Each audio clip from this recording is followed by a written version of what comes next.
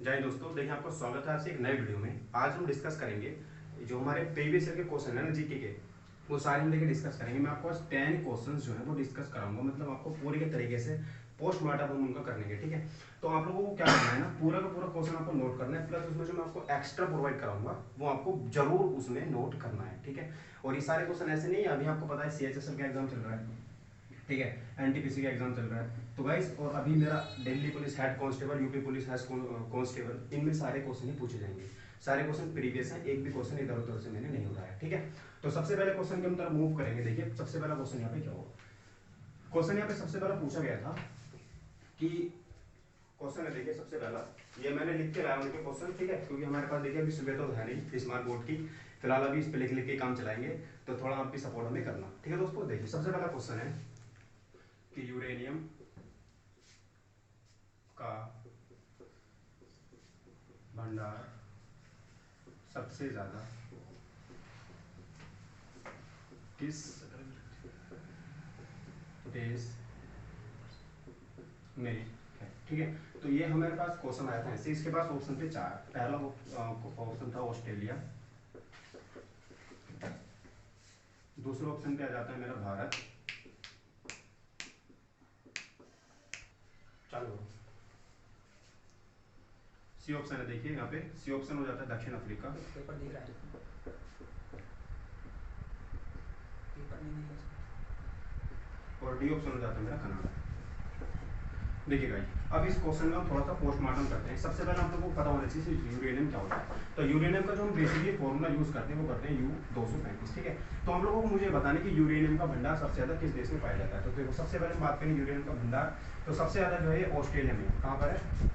Australia में। ठीक है, और ऑस्ट्रेलिया में आप क्वेश्चन पूछेगा सर कितना है ना, ऑल ओवर में तो 100% है पूरी अर्थ पे, लेकिन पूछेगा ऑस्ट्रेलिया में सर कितना है, तो ऑस्ट्रेलिया में होता है 30%। कितना होता है? 30%। अब क्या गारंटी है कि ये नहीं पूछेगा भारत में कितना है, तो याद रखना कि भारत में जो भारत में मेरा U235 है, ये होता है मेरा केवल 2%। ठीक है, कितना होता है? 2% मात्र पूरे भारत में हमारा यूरेनियम होता है। और 2% भी कहाँ पे होता है सबसे ज्यादा? तो ये होता है AP में। AP मतलब आंध्र प्रदेश। ठीक है, तो आंध्र प्रदेश में यूरेनियम सबसे ज्यादा। क्वेश्चन पूछेगा कि यूरेनियम का भंडार सबसे ज्यादा किस देश में होता है, तो आंसर लगाना ऑस्ट्रेलिया। ऑस्ट्रेलिया में भी कहाँ पे? 30% होता है ऑल ओवर अर्थ का। और पूछेगा भारत में कितना होता है, भारत में केवल 2% होता है, और 2% में सबसे ज्यादा किस राज्य में होता है, तो होता है आंध्र प्रदेश में। ठीक है, अब देखिए भाई क्वेश्चन यहाँ से आपने, मैंने ऑस्ट्रेलिया कवर करा, आपको ऑस्ट्रेलिया से आपसे क्वेश्चन हमेशा पूछेगा ग्रेट डिवाइडिंग रेंज किस देश में है। ठीक है, ग्रेट डिवाइडिंग रेंज किस देश में है। ठीक है, चलो अगला क्वेश्चन बताओ आप लोग मुझे। दक्षिण अफ्रीका की राजधानी क्या है? देखिए इसकी 3 राजधानियां। ठीक है, दक्षिण अफ्रीका की 3 राजधानियां, मतलब तीनों के तीनों आप लोगों को लिख के बताएंगे। अगला क्वेश्चन आपको बताना है कि कनाडा और अमेरिका। ठीक है, कनाडा और अमेरिका के बीच में जो मैंने रेखा है, मतलब जो इनके बीच में बॉर्डर है, वो कौन सी रेखा है जो इनके बीच में बॉर्डर बनाती है। तो ये क्वेश्चन आप लोगों को मुझे बताना है। और एक क्वेश्चन आपको और बताना है कि अथा बक्सा झील, ठीक है, अथा बक्सा झील जो है ये किस देश में है? अथा बक्सा झील। तो भाई ये 4 क्वेश्चन है, इन 4 क्वेश्चन में आप लोग मुझे इतने आंसर लिखो, मैं इतने क्वेश्चन उधर साइड में लिख देता हूँ। ठीक है,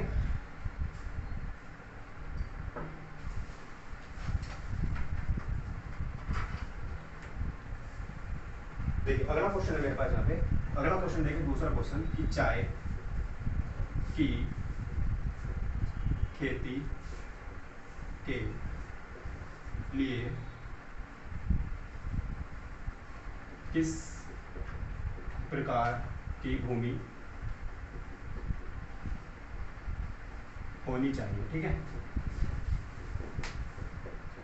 तो ऑप्शन नंबर ए हो जाता है मेरे पास, देखिए अम्लीय, और ऑप्शन नंबर बी हो जाता है यहाँ पर क्षारीय, ऑप्शन नंबर सी हो जाता है मेरे पास यहाँ पे लवणीय, और ऑप्शन नंबर डी हो जाएगा यहाँ पर इनमें से कोई नहीं। ठीक है, ऑप्शन नंबर डी क्या हो जाएगा? इनमें से कोई नहीं।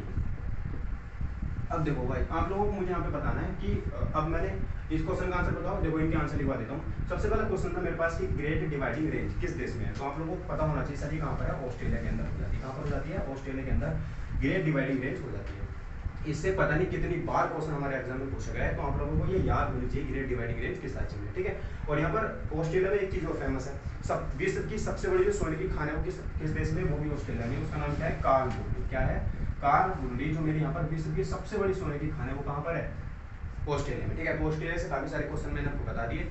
यूरेनियम के सबसे ज्यादा भंडार ऑस्ट्रेलिया में, ग्रेट डिवाइडिंग रेट ऑस्ट्रेलिया में, कालकुलियन के सोने की सबसे बड़ी खान ऑस्ट्रेलिया में, ठीक है। उसके बाद यहाँ से देखो क्वेश्चन पूछा जाता है कि दक्षिण अफ्रीका की राजधानी क्या है। इसकी 3 राजधानी है। देखो सबसे पहले हम लोग लिखोगे ब्लोमफेल्टेन, ठीक है। उसके बाद आप लोग यहाँ पे लिखोगे प्रिटोरिया, एक लिखोगे आप यहाँ पे कैप टाउन। तो इसकी 3 राजधानियां हैं, ठीक है। तो अभी पीछे क्वेश्चन पूछा गया था कि दक्षिण अफ्रीका की प्रशासनिक राजधानी कौन सी है, ठीक है। तो दक्षिण अफ्रीका की जो प्रशासनिक राजधानी है याद रखें वो कौन सी है, प्रिटोरिया हो जाती है। तो ऑप्शन नंबर बी आपको सी पर मिलेगा, वैसे रखा हुआ है, पहले पे ये, दूसरे पे, तीसरे पे ये मिलेगा और डी पे इनमें से कोई नहीं, ठीक है। तो याद रखिएगा प्रिटोरिया दक्षिण अफ्रीका की कैसी है, प्रशासनिक राजधानी हो जाती है। उसके बाद देखो यहाँ पर अगला क्वेश्चन आपसे पूछा कि कनाडा और अमेरिका के बीच में जो मेरी बॉर्डर लाइन जो बनती है वो कौन सी है। तो उसका हम लोग याद रखिएगा 49 में समांतर रेखा है। कौन सी है, 49 में समांतर रेखा है। ये कहाँ पर बनती है, तो कनाडा और अमेरिका के बीच में ये सीमा बनाती है, ठीक है। बॉर्डर का काम ये करती है। उसके बाद देखिए वेरी इंपॉर्टेंट क्वेश्चन, आप लोग इस पे स्टार लगाओ, कई बार स्टार लगाओ, क्योंकि ये क्वेश्चन इतना इंपॉर्टेंट है, कई बार हमारे एग्जाम में पूछा जाएगा। अथापक्षा जो झील किस देश में हो जाती है, तो ये हो जाती है मेरी कनाडा में। कहाँ पर हो जाती है, कनाडा में हो जाती है मेरी अथापक्षा झील, ठीक है। तो ये गाइस मेरे इतने सारे क्वेश्चन एग्जाम में पूछे गए थे। अब इस वाले क्वेश्चन पर आकर देखिए, वो करते हैं अगले क्वेश्चन पे। क्वेश्चन है मेरे पास कि चाय के लिए किस प्रकार की भूमि हमारे पास होनी चाहिए, ठीक है। आपको पता है कि जो बेसिकली चाय होती है पहाड़ी क्षेत्रों में होती है ना, और इसके बहुत ज़्यादा फेमस बंदरगाह भी हैं। भारत में भी जो टॉप पर राज्य आते हैं,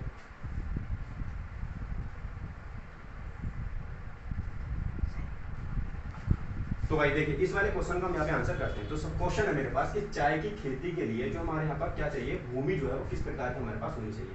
तो आप सभी जानते हो कि जो भूमि हमें चाहिए होती है वो चाहिए पहाड़ी क्षेत्रों वाली। पहाड़ी क्षेत्रों वाली मतलब जो होती है हमारे पास माउंटेन सॉइल। कौन सी होती है, जो हमारे पास माउंटेन सॉइल होती है ना, इसमें क्या होती है, चाय हमारे पास बेसिकली होती है। भारत में सबसे ज्यादा क्या कहाँ पर होती है, आप सभी को पता होगा सर, असम में जो है चाय की खेती सबसे ज्यादा होती है। कहाँ पर होती है, असम राज्य में, ठीक है। तो अभी मेरे पास क्वेश्चन का थोड़ा पोस्टमार्टम करते हैं। देखिए क्वेश्चन क्या कह रहा है, क्वेश्चन कह रहा है कि चाय की खेती के लिए, चाय की खेती के लिए सबसे ज्यादा जो मुझे भूमि चाहिए होती है वो चाहिए होती है अम्लीय भूमि। कौन सी, अम्लीय, ठीक है। तो ऑप्शन नंबर कौन सा हो जाएगा इसका, पहला। तो अम्लीय भूमि मेरा यहाँ पर सही आंसर हो जाता है। अब देखिए अम्लीय भूमि तो होती है सर, ठीक है सर, मिट्टी कौन सी पाई जाएगी इसमें, मिट्टी होगी सर इसमें अवसाद।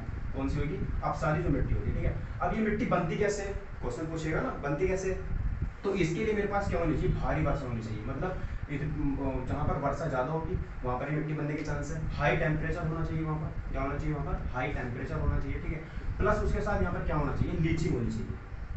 क्या होनी चाहिए यहाँ पर, लीचिंग। अब देखो लीचिंग क्या होगा, ये आप सब समझ गए होगी, हाई टेम्परेचर भारी वर्षा, लेकिन लीचिंग क्या होती है। देखो आपने देखा होगा कई बार तूफान चल रहा होता है, मतलब धूल उड़ रही होती है, लेकिन जैसे ही वहाँ पर बारिश की बूंदें गिरती है ना, तो जो धूल है वो धरती के अंदर समा जाती है ना, वो बारिश के बाद उड़नी सब बंद हो जाती है।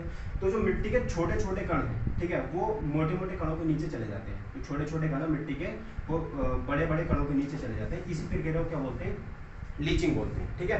तो लीचिंग चाहिए हमें, हाई टेम्परेचर चाहिए, और क्या चाहिए, भारी वर्षा चाहिए। किस मिट्टी के लिए, अवसादी मिट्टी के लिए, ठीक है। अब देखो यहाँ पे क्वेश्चन पूछा जाएगा, कई बार क्वेश्चन पूछा जाता है अम्लीय वर्षा, ठीक है।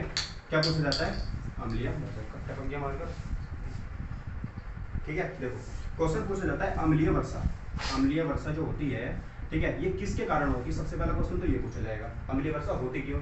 तो इसका आंसर हो जाएगा सर CO2। जैसे जैसे पृथ्वी पर हमारा क्या होगा, प्रदूषण बढ़ेगा, तो क्या होगा हमारे यहाँ पर जो अम्लीय वर्षा हो जाती है। अब आपसे मैं क्वेश्चन पूछता हूँ सर, इसमें जो एसिड होता है वो कौन कौन से एसिड होते हैं, पहला क्वेश्चन लिखो।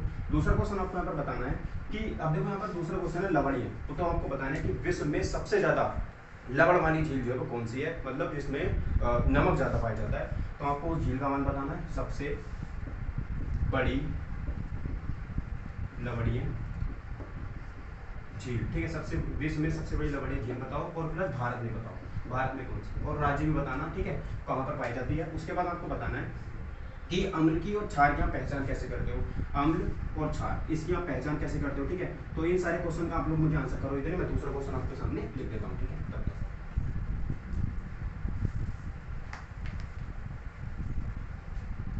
चलो देखो भाई अगला क्वेश्चन है मेरे पास, दो क्वेश्चन हमने कर लिए हैं, ठीक है। क्वेश्चन ऐसे और भी बन सकते हैं, जैसे कि यहाँ से हमारा चाय का क्वेश्चन था कि चाय का बंदरगाह, ठीक है, चाय बंदरगाह एक बहुत ज़्यादा फेमस है, ठीक है। चाय का बंदरगाह मतलब वहाँ पर इतनी चाय एक्सपोर्ट होती है, इम्पोर्ट होती है, तो इसलिए उसका नाम हमने चाय बंदरगाह ही रख दिया है, ठीक है। दूसरा क्वेश्चन यहाँ से आपसे पूछ सकता है चाय बंदरगाह के बाद कि जो ब्राजील है, ठीक है, ब्राजील में जो घास के मैदान है उसे क्या बोलते हैं, ठीक है, ब्राजील में जो घास के मैदान है उसको क्या बोल देते हैं। और विश्व में सबसे ज्यादा जो मेरे वन है वो कहाँ पर पाए जाते हैं, ठीक है, सबसे ज्यादा वन जो है वो कहाँ पर पाए जाते हैं। तो इन सारे क्वेश्चन का आप इतना आंसर करो, तब तक मैं अगला क्वेश्चन लिख देता हूँ। क्वेश्चन नंबर 3, ठीक है। तो देखो क्वेश्चन नंबर 3 है मेरे पास कि किसे फादर ऑफ इंडियन अर्नेस्ट कहा जाता है, ठीक है, किसे फादर ऑफ इंडियन अर्नेस्ट कहा जाता है। ऑप्शन नंबर ए हो जाता है मेरे पास पीटी नेहरू। पीटी नेहरू समझते हो ना, पंडित जवाहरलाल नेहरू, ठीक है, P T Nehru. Option number B मेरे पास हो जाता है यहाँ पर एओयू, ठीक है। ऑप्शन नंबर सी मेरे पास हो जाता है Mahatma Gandhi. Option number D मेरे पास यहाँ पर हो जाता है कौन सा, लोकमान्य तिलक, ठीक है। तो ये 4 ऑप्शन है मेरे पास, इनका आप लोग मुझे इतने आंसर करो, इसमें मैं उनका आंसर कर देता हूँ, ठीक है। मार्कर चेंज कर देते हैं, ब्लू ले लेते हैं, ठीक है। देखो तो गाइस सबसे पहले आप लोगों को यहाँ पर देखना है कि जो चाय का बंदरगाह है उस बंदरगाह का नाम क्या है। तो चाय का जो बंदरगाह है, इस बंदरगाह का नाम हो जाता है देखिए सेंटोस, ठीक है। कौन सा हो जाता है, सेंटोस बंदरगाह चाय के लिए बहुत ज्यादा फेमस है पूरे वर्ल्ड में, ठीक है, ऑल ओवर वर्ल्ड में। और कहाँ पर है ये, तो ये गाइस साउथ अमेरिका में हो जाता है। उसके बाद देखो यहाँ पर ब्राजील में जो घास के मैदान है उनको हम क्या बोलते हैं, उनको बोल देते हैं फेजेंडा, क्या बोलते हैं, फेजेंडा, उनको हम यहाँ पे बोल देते हैं ब्राजील में घास के मैदानों को। विश्व में सबसे ज्यादा वन कहाँ पर पाए जाते हैं, आप सभी को पता है ब्राजील में पाए जाते हैं। और ब्राजील में भी कहाँ पर, उनका नाम क्या है, अमेजन, क्या नाम है उनका, अमेजन, ठीक है। इनको धरती का फेफड़ा भी बोलते हैं, क्योंकि सबसे ज्यादा जो ऑक्सीजन पैदा करते हैं वो यही वन करते हैं, अमेजन के वन, ठीक है। उसके बाद क्वेश्चन था सर अम्लीय वर्षा जो होती है वो कार्बन डाइऑक्साइड के कारण होती है, और इससे जो एसिड निकलते हैं मोस्ट इंपोर्टेंट है HNO3, ठीक है, HNO3 प्लस H2SO4, ये 2 एसिड जो हैं ये इससे निकलते, जब अम्लीय वर्षा होती है ना तो इसमें 2 एसिड आते हैं। आपने देखा होगा ना कि जब हमारी बरसात का मौसम आता है और पहली बारिश जो होती है उसमें घर वाले मना करते हैं कि बेटा बारिश में मत जा, तबीयत खराब हो जाएगी, क्योंकि उसमें ये वाले अम्ल आते हैं, वो क्या होती है, साल की पहली बारिश होती है, ठीक है। तो ये आपको याद रखना है। उसके बाद यहाँ पर था कि सबसे बड़ी लवणीय झील कौन सी, तो आप सभी मोस्ट इंपोर्टेंट है, क्या है, वन झील। कौन सी झील है, वन झील, ठीक है। और देखना इसमें 333% जो है लवणता पाई जाती है, मतलब 100% तो अपने आप में होता है कुछ, 333% लवणता पाई जाती है इसमें। उसके बाद देखो क्वेश्चन आपसे, भारत में उसका नाम क्या है, तो भारत में है सांबर झील। कौन सी झील है, भारत में है सांबर झील, ठीक है। और सांबर झील कहाँ पर है, ये राजस्थान में, कहाँ पर है, राजस्थान में, ठीक है। तो ये सारे क्वेश्चन है जो आप लोगों को यहाँ पर नोट करने चाहिए। और आप देखो मैंने एक क्वेश्चन और लिखा था कि आप अम्ल और क्षार की पहचान कैसे कर सकते हो। तो जो रिएक्शन करते समय हमारे क्या देते हो, यहाँ पर क्या देते हो, H+ देते हो, ठीक है। H+ धनायन यानी कि H धनायन देते हैं, उनको हम क्या बोलते हैं, अम्ल बोलते हैं। और जो OH नेगेटिव देते हैं उनको क्या बोलते हैं, क्षार बोलते हैं। तो ये बात आपको यहाँ पे याद रखनी है। पहला क्वेश्चन, दूसरा क्वेश्चन, तीसरा, चौथा, पांचवा, तो आपको 6-7 क्वेश्चन मैंने नोट कराए इस क्वेश्चन में, तो सारे के सारे इंपोर्टेंट है, आप लोग इसको नोट जरूर करिएगा। अगला क्वेश्चन देखिए, देखते हैं क्वेश्चन नंबर तीसरा क्या है, इसको बहुत ध्यान से करेंगे, इंपोर्टेंट क्वेश्चन है, ठीक है। तो देखो क्वेश्चन हमारे से पूछा है कि सर किसे फादर ऑफ इंडियन अर्नेस्ट कहा जाता है, ठीक है। तो ये क्वेश्चन बहुत ज्यादा इंपॉर्टेंट है, आप सभी को इसका किसी को आंसर पता भी होगा और बहुत अच्छे से पोस्टमार्टम भी इसका करेंगे, ठीक है। तो चलो देखते हैं क्वेश्चन। देखो क्वेश्चन कह रहा है सर हमसे किसे फादर ऑफ इंडियन अर्नेस्ट कहा जाता है, ठीक है, इंडियन अर्नेस्ट। तो father of Indian unrest option number C, D. तो मैं लिख रहा हूँ यहाँ पर फादर ऑफ इंडियन अर्नेस्ट, ठीक है। तो किसे फादर ऑफ इंडियन अर्नेस्ट कहा जाता है, तो आप लोग इसको याद रखिएगा। हमारा ऑप्शन हो जाता है यहाँ पर तिलक। कौन जाते हैं, तिलक साहब। तिलक साहब मतलब बाल गंगाधर तिलक। तो आपको देखो इनका पुराण तो पता है बाल गंगाधर तिलक, लेकिन मैंने ऑप्शन में कुछ और ही लिखा है, ऑप्शन में लिखा है लोकमान्य तिलक। तो इसका मतलब क्या है, बाल गंगाधर तिलक से लोकमान्य तिलक मैंने क्यों लिखा है, देखो लोकमान्य का मतलब होता है बहुत प्रतिष्ठित नेता, प्यारा नेता जो होता है, ठीक है। तो ये जो लोग बाल गंगाधर तिलक थे ये बहुत जनता के प्यारे थे, तो इसलिए जनता ने इनका नाम क्या रख दिया था, लोकमान्य रख दिया था, ठीक है। अब देखो यहाँ पर मैं क्वेश्चन पूछ रहा हूँ सर, यहाँ पर है कि फादर ऑफ इंडियन अर्नेस्ट हमारे हुए तिलक साहब। अब देखो पीटी नेहरू, क्वेश्चन यहाँ से पूछा जाता है कि भारत के पहले प्रधानमंत्री कौन थे। तो भारत के पहले जो मेरे पीएम थे, ठीक है, वो कौन थे, पीटी नेहरू थे। ये बात आपको यहाँ पे याद रखनी है। एओयूम कौन थे, तो एओयूम आप बहुत अच्छे से परिचित होंगे, अगर आपने कांग्रेस थोड़ी सी भी पढ़ी है ना तो एओयूम को आप भूल ही नहीं सकते। इन्होंने क्या की थी, कांग्रेस की स्थापना की थी, स्टैब्लिशमेंट ऑफ कांग्रेस, ठीक है। तो कांग्रेस के कौन थे, ये संस्थापक थे, ठीक है, कांग्रेस के क्या थे, संस्थापक थे। अब कब करी थी स्थापना इन्होंने? तो 1885 में की थी। इस समय वायसराय कौन था? तो वायसराय लिखेगा, वायसराय था इस समय डफरिन। कौन था? डफरिन इस समय वायसराय था। ठीक है, तो ये बात आपको यहाँ पे याद रखनी। कांग्रेस से 3 क्वेश्चन है, इंपोर्टेंट है, पूछे जाएंगे। अगला क्वेश्चन है महात्मा गांधी। तो महात्मा गांधी ने कांग्रेस का केवल एकमात्र ही ऐसा अधिवेशन था जिसकी उन्होंने अध्यक्षता की थी, वो था मेरा बेलगांव का अधिवेशन। ठीक है, कौन सा था? बेलगांव अधिवेशन। अब बेलगांव अधिवेशन जो है कब हुआ था? तो ये 1924 को हुआ था, याद रखिएगा कब हुआ था? 1924 को ये हुआ था। बेलगांव कहाँ पर है जगह? ये कर्नाटक में जगह मेरी गुजराती, कहाँ पर? कर्नाटक में। ठीक है, तो ये सारे के सारे क्वेश्चन आपके एग्जाम में पूछे जाएंगे, इनको आप इग्नोर मत करना बिल्कुल। अब देखो महात्मा गांधी हो गया, लोकमान्य तिलक। अब देखो तिलक से कई सारे क्वेश्चन और भी पूछे जाते हैं, जैसे ये जनता में किस रूप से फेमस थे? तो भाई इनको हम राष्ट्रवादी नेता भी कह सकते हैं, है ना? राष्ट्रवादी, इनको राष्ट्रवादी कहते हैं। ये समाज सुधारक भी थे। क्या थे? ये समाज सुधारक भी थे। ठीक है, और ये स्वतंत्रता सेनानी भी थे। स्वतंत्रता सेनानी। ठीक है, अब स्वतंत्रता सेनानी। अब जिसने बाल गंगाधर तिलक का नाम सुना है, ठीक है, उन्होंने एक नारा तो जरूर ही सुना होगा, बहुत ज्यादा फेमस है, स्वराज मेरा जन्मसिद्ध अधिकार है और इसे मैं लेकर रहूंगा। तो ये बहुत ज्यादा फेमस है इनका, तो लिख लेना। इन्होंने क्या कहा था? इन्होंने कहा था कि स्वराज मेरा जन्मसिद्ध अधिकार है, इसे मैं लेकर रहूंगा। ठीक है, तो ये इनका भी बहुत ज्यादा फेमस डायलॉग है। ठीक है, अब देखो गाइस इनकी 2 पत्रिका और है, जो पत्रिका हमारे एग्जाम में पूछी जाती है, मोस्ट इंपोर्टेंट पत्रिका है, उन पत्रिका का नाम क्या है? तो तिलक साहब की 2 पत्रिका है। ठीक है, एक का नाम हो जाता है, देखिए जेल, इन्होंने जेल में लिखी थी पत्रिका को। एक का नाम हो जाता है केसरी। ठीक है, कौन सी? केसरी। तो ये इन्होंने 2 पत्रिकाएं थी जो इन्होंने कहा पर, ये बल्कि तो जेल में लिखी थी तो इसलिए इसका नाम जेल पड़ गया था।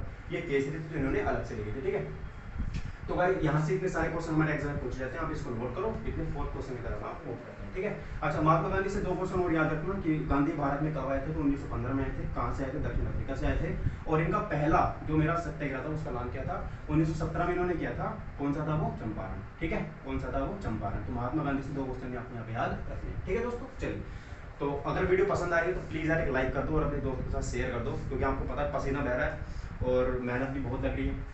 ठीक है, तो अगला क्वेश्चन देखते हैं। देखिए अगला क्वेश्चन यहाँ पे क्या होगा। अगला क्वेश्चन देखेंगे गाइस, क्वेश्चन नंबर 4 यहाँ पे क्या है? देखिए क्वेश्चन नंबर 4 देख लेते हैं कि क्वेश्चन नंबर 4 है कलिंग पुरस्कार। ठीक है, क्वेश्चन नंबर 4 है यहाँ पे, देखिए कलिंग पुरस्कार। ठीक है, कलिंग पुरस्कार कौन देता है? आपने सुना होगा, कलिंग का नाम तो जरूर सुना होगा। अगर आपने थोड़ा सा भी अगर अकबर को अशोक को पढ़ा है ना, तो कलिंग तो आपने जरूर सुना होगा, क्योंकि कलिंग पर उसने आक्रमण किया था और सब कुछ उसने तबाह कर दिया था वहाँ पे। तो ऑप्शन नंबर ए मेरा यहाँ पर देखिए हो जाता है। ऑप्शन नंबर ए है यूनेस्को। ठीक है, यूनेस्को के बारे में सभी ने पढ़ा होगा। ऑप्शन नंबर बी यहाँ पे है उड़ीसा सरकार, क्योंकि अगर कलिंग का संबंध किससे? उड़ीसा से ही तो है। तो ऑप्शन नंबर 1 में ये डाल देता हूँ, उड़ीसा सरकार। ठीक है, ऑप्शन नंबर सी है हमारा यहाँ पे, क्या है? Biju Patnaik. Option number D देखिए यहाँ पे हो जाता है मेरा, कौन सा? CSIR। ठीक है, तो ये 4 ऑप्शन है जो मुझे यहाँ पर ये बताना है कि जो कलिंग पुरस्कार है वो कौन देता है। ठीक है दोस्तों, चलिए तो उसके बारे में देख लेते हैं यहाँ पे गाइस। ये मिटा देता हूँ सारा, नोट कर लो आपने।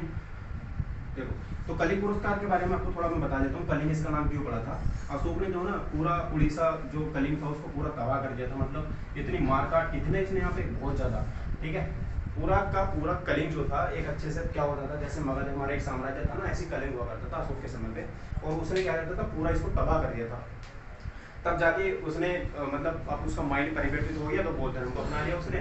फिर उसने तमाम सारे वो बनवाए, अभिलेख, शिलालेख, उनको हम पढ़ेंगे कभी अशोक पढ़ेंगे। तो ठीक है, चलो अब देखो भाई यहाँ पर हम देखते हैं कलिंग पुरस्कार के बारे में। तो कलिंग पुरस्कार बहुत अच्छे से हम लोग को देखेंगे इसको। देखिए कलिंग पुरस्कार, सबसे पहला क्वेश्चन आप लोगों से कि कलिंग पुरस्कार कौन देता है? ठीक है, कलिंग पुरस्कार कौन देता है? तो आप लोग याद रखना, यूनेस्को देता है। कौन देता है? यूनेस्को कलिंग पुरस्कार देता है। आप लोग इमेजिन नहीं कर सकते ये इसका आंसर हो सकता है। आप लोग सब आंसर पता क्या लगाओगे इसका? ऑप्शन नंबर बी, उड़ीसा सरकार। ठीक है, क्योंकि इसका आंसर क्या है? यूनेस्को। ये क्वेश्चन डिफिकल्ट था, बहुत कम लोगों ने इसका सही आंसर किया था, तो क्योंकि इसका आंसर क्या है? यूनेस्को है। यूनेस्को को इमेजिन नहीं कर सकता कि कलिंग पुरस्कार यूनेस्को कैसे दे सकता है ऐसा, तो इसको पुरस्कार को कौन देता है? यूनेस्को देता है। अब यूनेस्को के बारे में अगर मैं ना बताऊं तो क्वेश्चन की बेइज्जती हो जाएगी। क्या है यूनेस्को? यूनेस्को गाइस इसका हेडक्वार्टर कहाँ पे है? सबसे पहला क्वेश्चन ये है। इसमें भारत में कितनी साइट है? ठीक है, कितने इसमें स्थल है भारत में, ये आपको बताना है।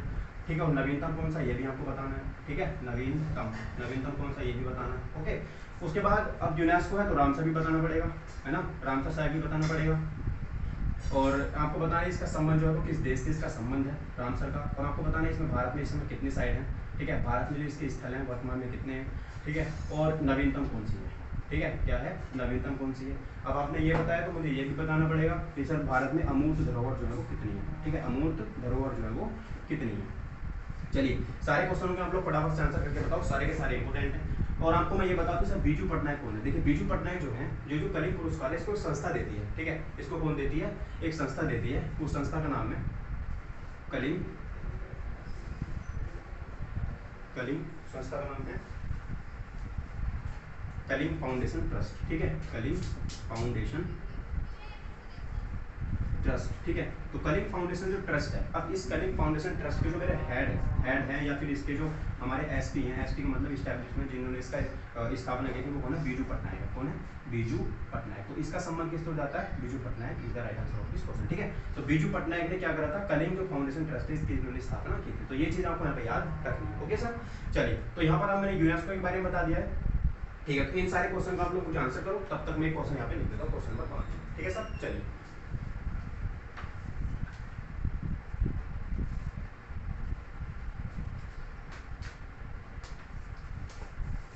देखिए क्वेश्चन नंबर 5 देखिए, क्वेश्चन नंबर 5 क्या कह रहा है, क्वेश्चन नंबर 5 है ये कह रहा है सर यहाँ पे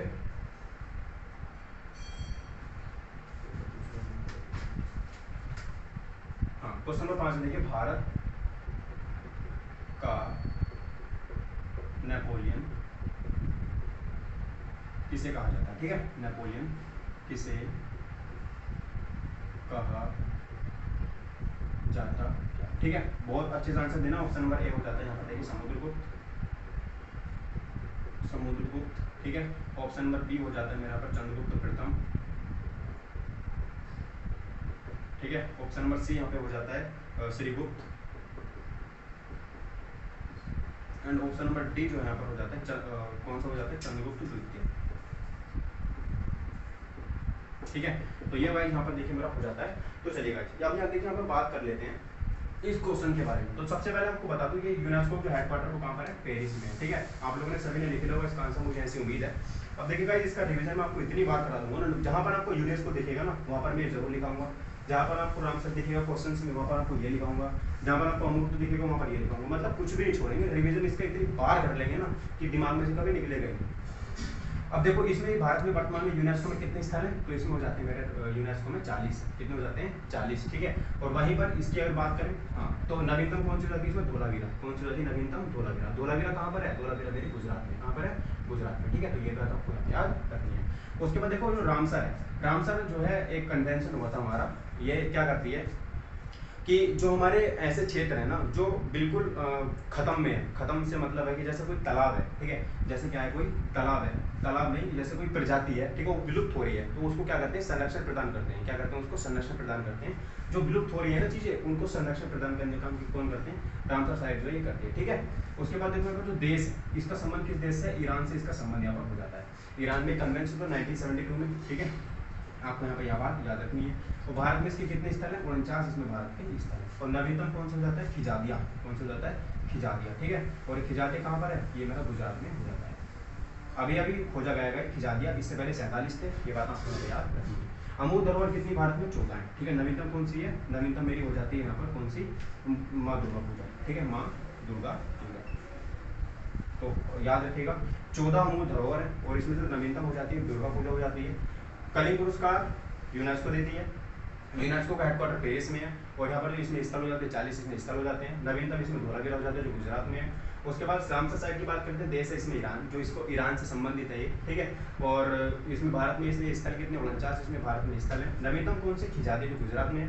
उसके बाद बात करते हैं अमूर्त धरोहर कितनी भारत में, 14 है, और माँ दुर्गा नवीनतम इसमें शामिल है, ठीक है। उसके बाद देखो कलिंग फाउंडेशन ट्रस्ट के हेड बीजू पटनायक यहाँ पे हो जाते हैं, ठीक है। अब बात जाते हैं हम अपने इस वाले क्वेश्चन पे कि भारत का नेपोलियन किसे कहा जाता है, ठीक है सर। चलिए भारत का जो नेपोलियन है वो किसे कहा जाता है, एक बार इसको रफ कर दें।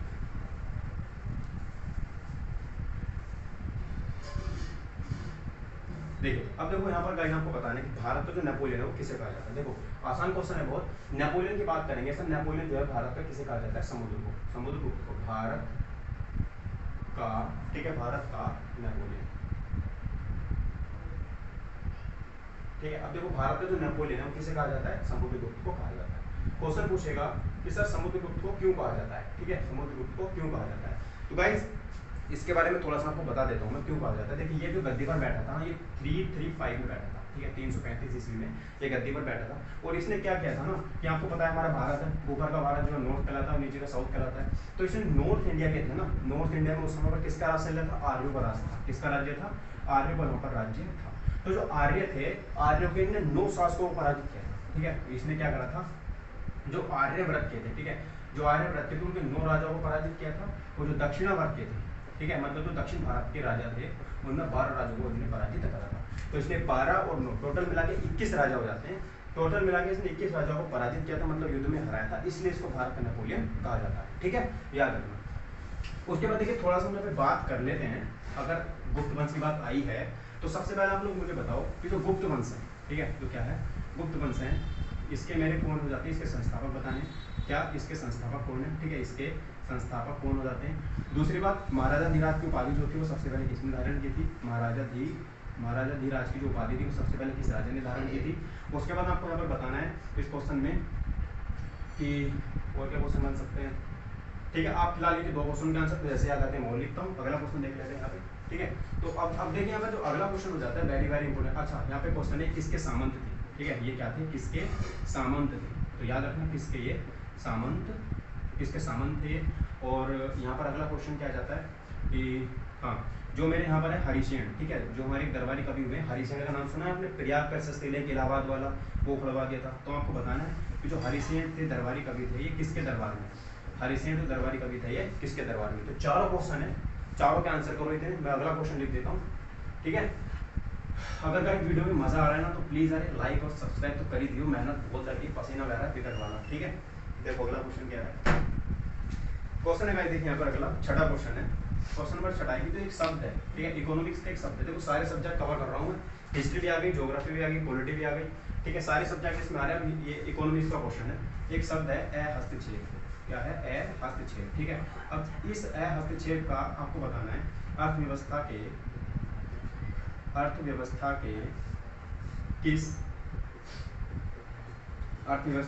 किस रूप के साथ संबंधित है, ठीक है, ये किस रूप के साथ में संबंधित है ये मुझे यहाँ पे बताना है।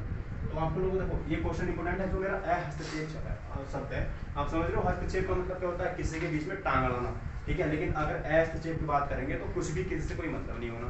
तो आपको बताना है इसका संबंध जो है वो किस भाग से यहाँ पे हो जाता है। ऑप्शन नंबर ए है कि समाजवादी अर्थव्यवस्था, ठीक है, इससे समाजवादी अर्थव्यवस्था से, ठीक है, अर्थव्यवस्था। और दूसरा भी ऑप्शन हो जाता है पूंजीवादी अर्थव्यवस्था, ठीक है, अर्थव्यवस्था को आप लोग लिख लेना, मैं यहाँ पे छोड़ रहा हूँ ऐसे ही। और सी हो जाता है यहाँ पर उदारवादी अर्थव्यवस्था, उदारवादी अर्थव्यवस्था, ठीक है। अगला ऑप्शन यहाँ पर हो जाता है, देखिए अगला ऑप्शन हो जाता है निर्देशित, सॉरी डी हो जाता है यहाँ पर मिश्रित अर्थव्यवस्था, ठीक है, मिश्रित अर्थव्यवस्था, ठीक है। ये गाइस उदारवादी नहीं होता, निर्देशित होता है, क्या होता है, निर्देशित होता है, ठीक है। तो आप लोगों को गाइस इनका यहाँ पर आंसर करके बताना है। तो गाइस देखिए अब मैं इस क्वेश्चन का आंसर करता हूँ। तो सबसे पहले बात करेंगे गुप्त वंश के जो संस्थापक थे वो कौन थे। तो गुप्त वंश के संस्थापक थे श्री गुप्त, कौन थे, श्री गुप्त जो थे ये गुप्त वंश के संस्थापक थे। सब आप समझ में आ गई बात। उसके बाद जो महाराजा धीराज की उपाधि थी सबसे पहले किसने धारण की थी, तो चंद्रगुप्त, कौन थे, चंद्रगुप्त जो प्रथम थे, इन्होंने महाराजा धीराज की उपाधि धारण की थी, ठीक है। उसके बाद अगला क्वेश्चन देखिए किसके साथ संबंध थे ये, तो जो सामंत थे ये सामंत हो जाते हैं गाइस, किसके यहाँ पर सामंत है, यहाँ पर ये हो जाते हैं कुषाणों के, किसके, कुषाणों के यहाँ पर ये सामंत हो जाते हैं। सामंत कौन होते हैं, देखिए अभी गाइस जो हमारा सातवां वंश था ना, वहाँ से एक प्रक्रिया शुरू हुई थी कि भूमिदान देने की, है ना, मतलब सैलरी नहीं देते थे, भूमिदान करते थे। तो भूमिदान करते करते मतलब उनके पास इतनी ज्यादा भूमि हो जाती थी ना कि वो जो राजा होता था उससे ज्यादा भूमि तो उनके पास हो जाती थी, तो वो उसको हटा के खुद गद्दी पे बैठ जाते थे। ऐसे ही कुषाणों ने किया, तो कुषाणों ने गुप्तों को इतनी भूमि दे दी कि इस कुषाणों से ज्यादा तो गुप्तों के पास भूमि होगी, तो इसे हटा के खुद गद्दी पे बैठ गए। तो याद रखना जो गुप्त वंश से किसके सामंत थे, ये कुषाणों के सामंत हो जाते हैं। अगला क्वेश्चन, हरिसेन जो था किसके दरबार में रहता था, समुद्रगुप्त के दरबार में ये था, किसके, समुद्रगुप्त का। ठीक है, तो चारों क्वेश्चन के हम लोगों को आंसर देंगे, याद रखिएगा, मोस्ट इंपोर्टेंट क्लास है बहुत ज्यादा। ठीक, तो ये सारे क्वेश्चन मिटा देता हूँ, आप लोगों ने लिख दिए होंगे। ठीक है, तो चलिए गाइस इसको मैं रफ कर देता हूँ अच्छे से। ठीक है, इसको रफ कर देते हैं और इस क्वेश्चन का आप लोग मुझे आंसर करके बताओ। ये क्वेश्चन मैं आपको देता हूँ घर से करने के लिए, कमेंट बॉक्स में इसका आप लोग मुझे आंसर बताना। ठीक है, तो है तो क्वेश्चन वैसे थोड़ा टफ, लेकिन फिर भी ट्राई करना, गूगल पे सर्च मार लेना कि जो अ हस्तक्षेप है उनमें से किससे संबंधित है। ठीक है, तो गाइस देखिए 5 क्वेश्चन मैंने आपको कराए, आधे घंटे क्लास हो गई है, तो मतलब काफी लंबी हो गई 5 क्वेश्चन में। तो आपसे रिक्वेस्ट है प्लीज एक लाइक कर देना और एक दोस्त के साथ शेयर कर देना, थोड़ी मेहनत हमारी वसूल हो जाएगी, और सपोर्ट भी कर देना थोड़ा बहुत। ठीक है, तो चलिए गाइस अगली वीडियो मिलते हैं। Thank you for watching my video.